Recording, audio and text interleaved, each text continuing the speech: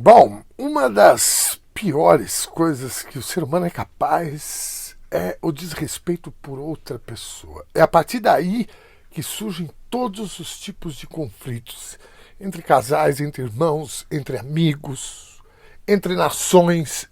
Sempre o princípio de tudo é o desrespeito. É sobre isso que eu quero falar com você. Segue o fio aí.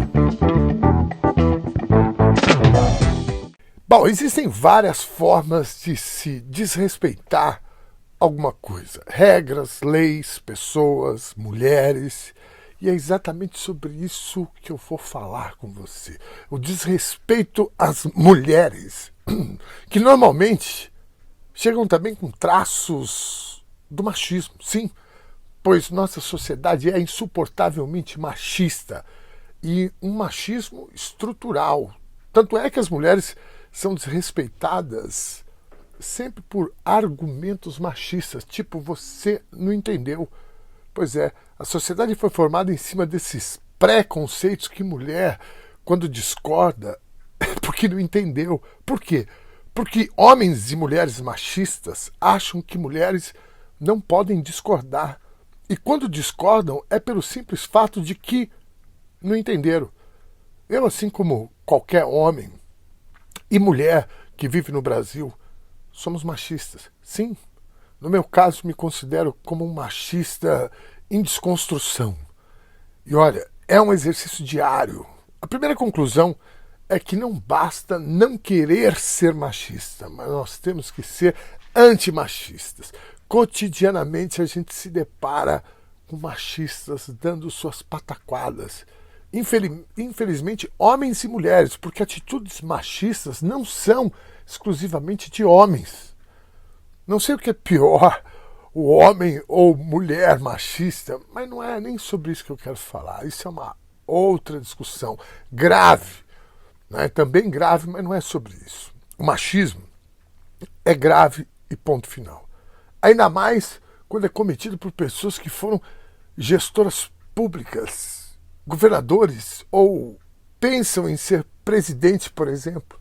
Sim, para mim é mais grave porque esses caras que foram um governador, por exemplo, e querem a todo custo ser presidente, esses caras vão ou gostariam de elaborar e executar as políticas públicas do país. Imagina um coronelzão machista tocando o país. Bom, basta olhar o atual presidente, mas não é sobre ele que eu estou falando. Tá? Estou falando de Ciro Gomes, que a partir de hoje não falarei, nem muito menos vou escrever o nome dele. Sabe por quê? Porque ele está usando a mesma tática de Bolsonaro, criando mentiras absurdas para lacrar nas redes e assim divulgar o nome dele, colocar o nome dele em evidência. E ontem, ou anteontem, ele conseguiu isso. E de uma forma cruel, escrota, desleal, irresponsável e machista.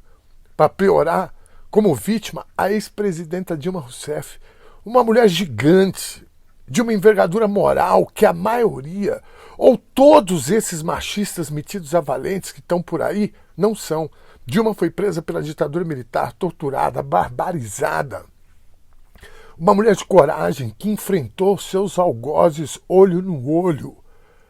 Economista, ministra de Estado, primeira mulher a presidir o país, sofreu um processo de impeachment completamente absurdo. De novo, enfrentou seus algozes cara a cara, saiu de cabeça erguida e disse que tudo isso que está acontecendo aí iria acontecer. Num dos seus últimos discursos, disse que estávamos num processo de um golpe de Estado, que o que estava em jogo não era só o mandato dela como presidente, mas o respeito às urnas, às conquistas, os ganhos das pessoas mais pobres, dos jovens que estavam chegando, por exemplo, nas universidades e escolas técnicas, da estabilidade que gera o controle da inflação. Isso que estaria em jogo. E eu não preciso dizer aqui para vocês que foi exatamente o que aconteceu no nosso país. E mais uma coisa que disse a Dilma: a história julgará a cada um de nós no futuro.